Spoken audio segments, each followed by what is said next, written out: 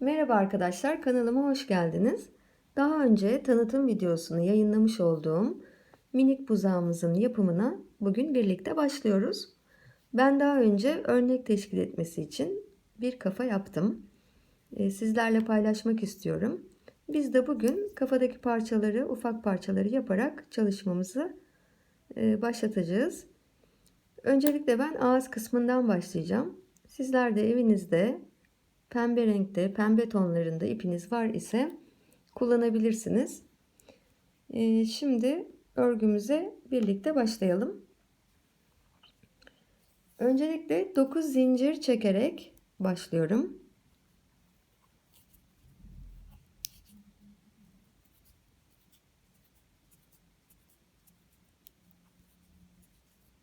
Zincirimi çektim. Bir arttırma ile başlıyorum. Hemen ikinci zincire batarak bir arttırma yapıyorum. Sonra 6 sık iğne.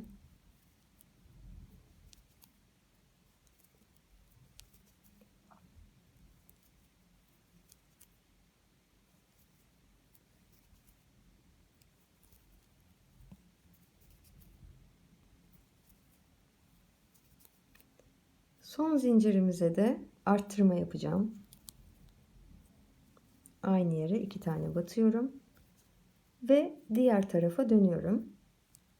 Şimdi arttırma yaptığım deliğe batmayacağım. Bir sonrakine batarak 6 tane sık iğne yapıyorum.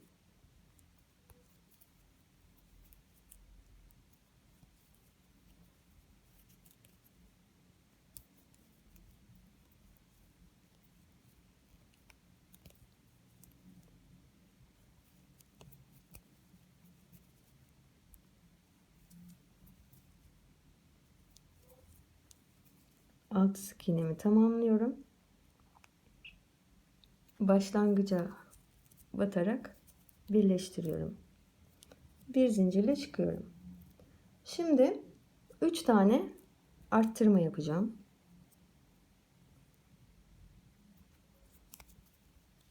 Birinci arttırmam,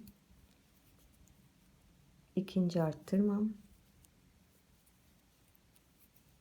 üçüncü arttırmam, 5 tane sık iğne öreceğim.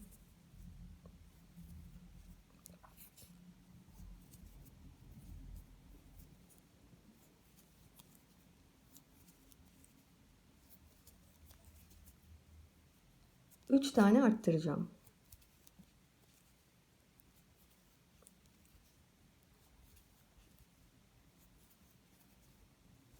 Üçüncü arttırmam.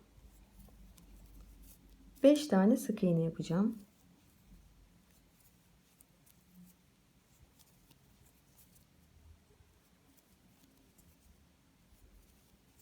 Ve sıramı tamamlıyorum. Bir zincirle çıkıyorum. Şimdi 4 tane arttırma yapacağım. Yani aynı yere iki tane batıyorum. Birinci arttırmam, ikinci, 3 ve dördüncü arttırmamı yapıyorum. 7 tane sık iğne yapacağım. Yan yana 2, 3, 4, 5, 7 sık iğne yaptım. 4 tane arttırma yapacağım. 1, ikinci arttırmam, üçüncü arttırmam, dördüncü arttırmam. Şimdi 7 tane sık iğne yapıyorum.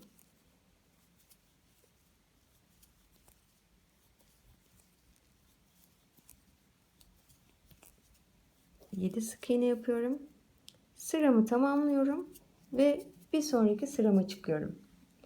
Burada hiç arttırma eksiltme yapmıyoruz. 30 tane sık iğne öreceğiz. Bu sıramızı dümdüz örüyoruz. Hiç arttırma, eksiltme yapmıyoruz.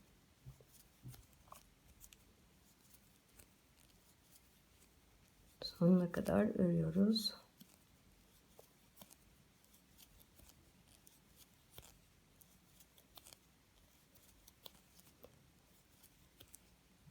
Bir tarafımız bitti. Diğer tarafa dönüyoruz.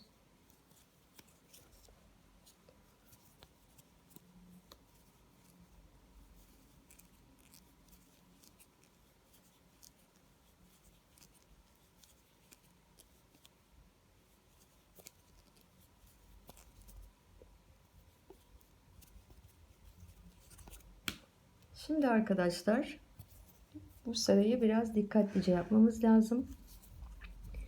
Bir sık iğne yapıyorum.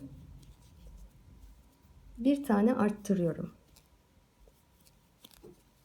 Bir sık iğne, bir arttırma. 5 tane sık iğne yapacağım.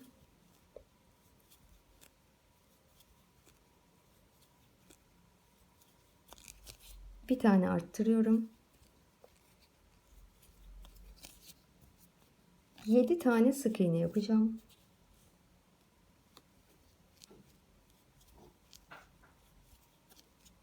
Dört, 5, 6, 7. 7 sık iğneden sonra bir tane arttırma yapıyorum. Bir arttırdım. 5 sık iğne yapacağım.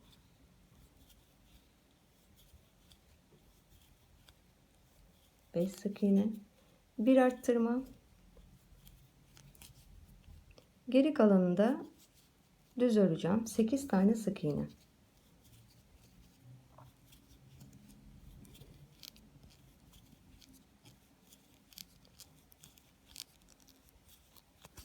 Sekiz tane ördüm. Şimdi birleştiriyorum sıramı. Bir zincir çekiyorum. Şimdi 2 sıra hiç arttırmadan, eksiltmeden öreceğim. Sırada 34 tane sık iğne olması gerekiyor.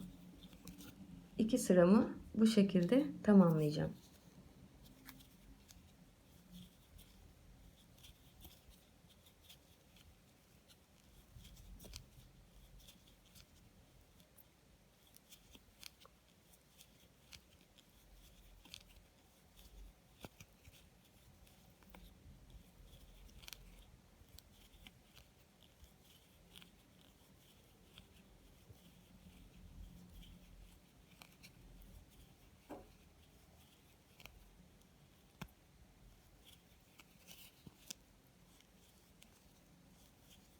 Birinci sıramı bitiriyorum.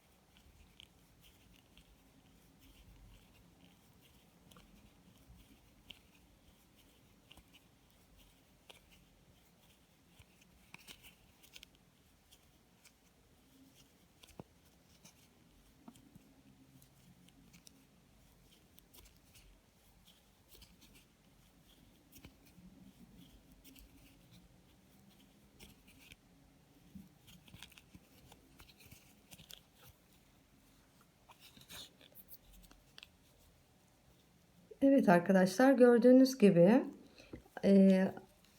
burun kısmını, ağız kısmını bitirdik. Şimdi ipimizi biraz uzun kopartacağım. Dikiş payı bırakalım. Biraz uzun ipe ihtiyacımız var.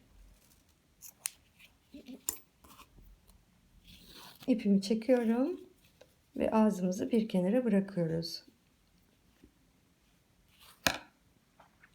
Şimdi kulakların yapımıyla devam edeceğiz. Kulaklar için iki renge ihtiyacımız var. Gördüğünüz gibi. İçine pembe kullanacağız. Dış kısmı içinse beyaz ipe ihtiyacımız olacak. Şimdi önce pembe ile iç kısmını yapacağım. Sizler ikişer tane yaparsınız. Şimdi sihirli halka içerisine 2 adet sık iğne ile başlayacağım.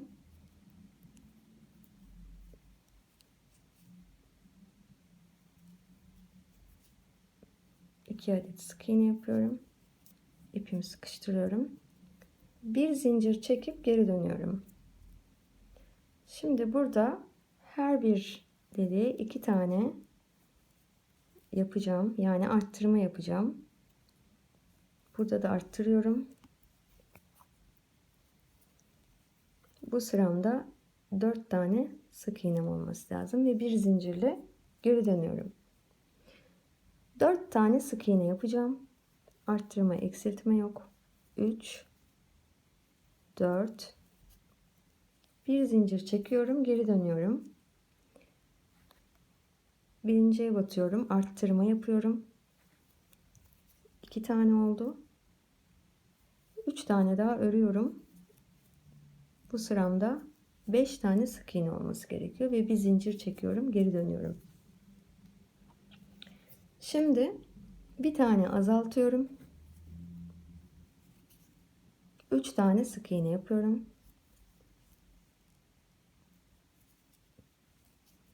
Bir zincir çekip geri dönüyorum. Burada 2 tane azaltma yapacağım. Birinci azaltmam. Bu da ikincisi. İkinciyi de yaptım. Bir zincir çekip geri dönüyorum. Ve tekrar bir tane daha azaltma yapıyorum. Kulağımızın iç kısmını oluşturmuş oluyoruz. Kısa bırakın burada. Uzun ip bırakmaya gerek yok. Dikiş yok, yapmayacağız çünkü pembeyle. Pembe iç kulağımız oluştu. Şimdi gelelim dış kulağı yapmaya. Yine sihirli halka içerisine 2 tane sık iğne yapıyorum. Bir zincirle çıkıyorum. Her deliğe 2 tane batıyorum.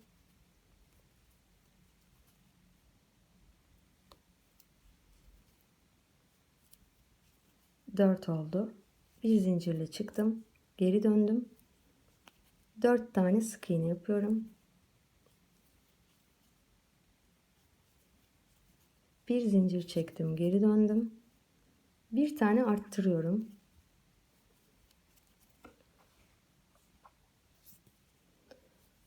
3 4 5. Bir tane arttırdım. 3 tane sık iğne yaptım. Bu sırada 5 tane oldu.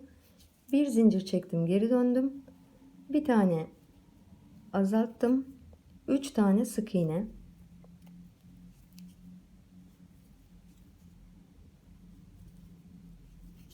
Bir zincir çektim. Tekrar geri döndüm. Bir tane azalttım. Bir tane daha azaltacağım. Bir zincir çektim. Bir tane daha azaltma yaparak bitiriyorum. Ve bir zincir çekiyorum. Şimdi bakın bunun çevresini döneceğiz. Şöyle döneceğiz. Şu kısmı 7 tane sık iğne. Şu dip kısmı arttırma yapacağız. Şöyle. Önce buraya batıyorum. Dibine. 1. Yanındaki delik 2. Boşluklara batarak gideceğim. 3 4 5 6 7 tane dibe arttırma yapıyorum. Yani aynı yere 2 tane batıyorum. Sonra diğer tarafa dönüyorum. Yine 7 tane yapacağım. 1 2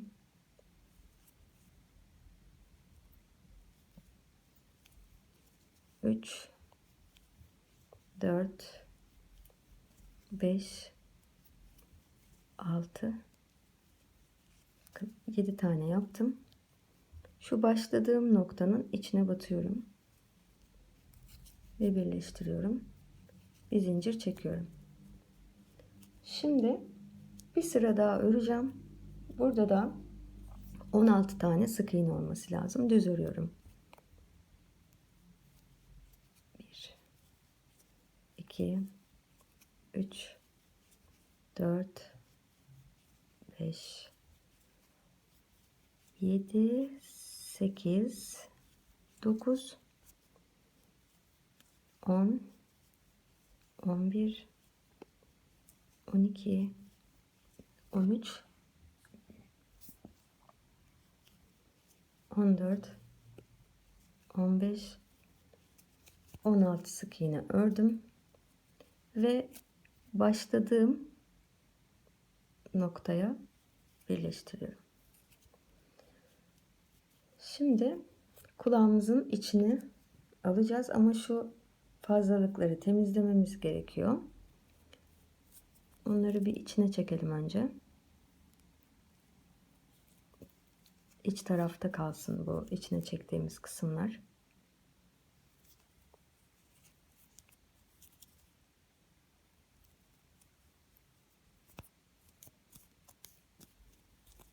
Bunu da çekelim.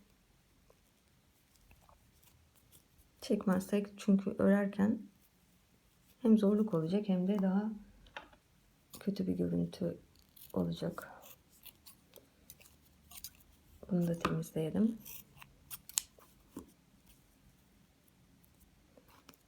Şimdi biz neredeyiz?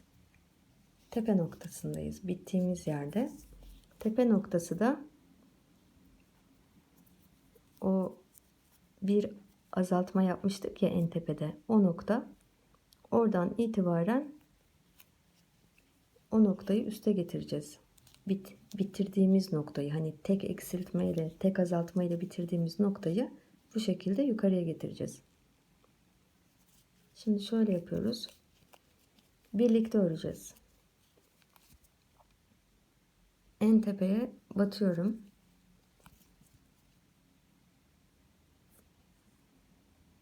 Bu şekilde.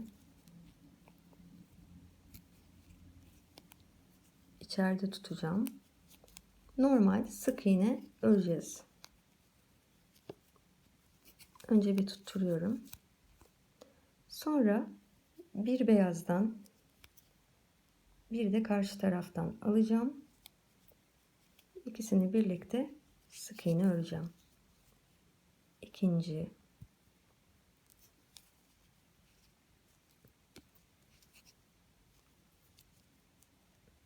bakın üçüncüye batıyorum. Dördüncü,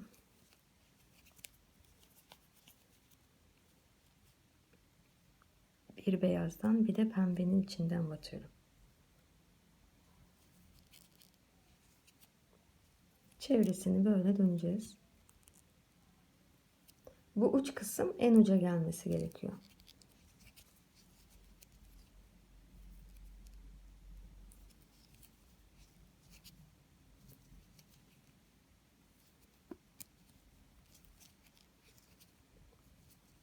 Evet, uca geldik şimdi. Onu da uç kısımdan tutturacağız.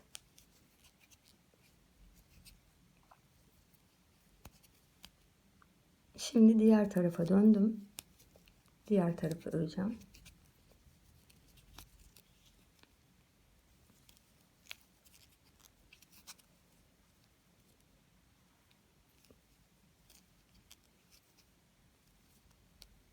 ...16 tane sık iğnemiz olacak burada da.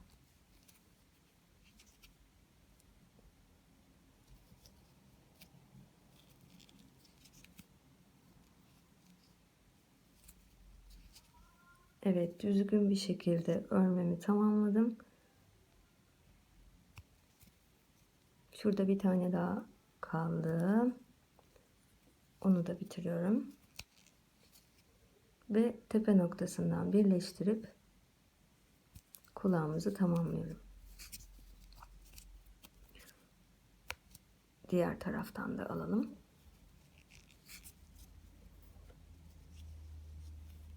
Gördüğünüz gibi kulağımız bu şekilde tamamlanmış oluyor.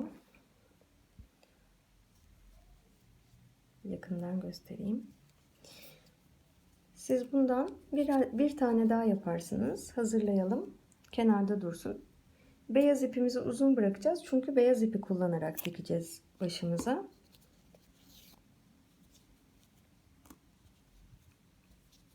Ağzımızı tamamladık. Kulağımız da tamam.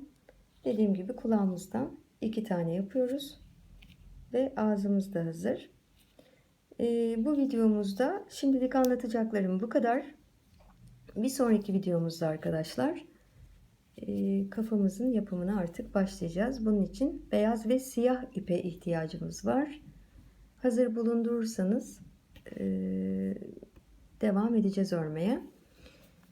Şimdilik size anlatacaklarım bu kadar. Bir sonraki videomuzda görüşmek üzere diyorum. Lütfen kanalıma abone olmayı unutmayın. Tüm ayrıntıları tek tek anlatarak buzağımızın yapımını sizlere paylaşacağım. Lütfen bildirimlerinizi de açın.